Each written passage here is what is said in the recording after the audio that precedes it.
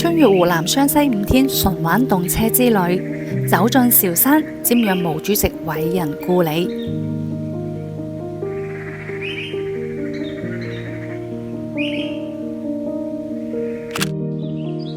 嚟到張家界，3000奇峰拔地而起，800秀水蜿蜒流轉。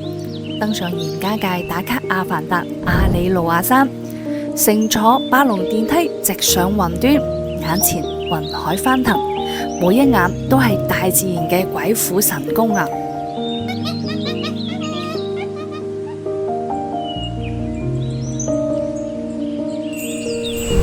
！72騎樓，奇異特色，夜景璀璨。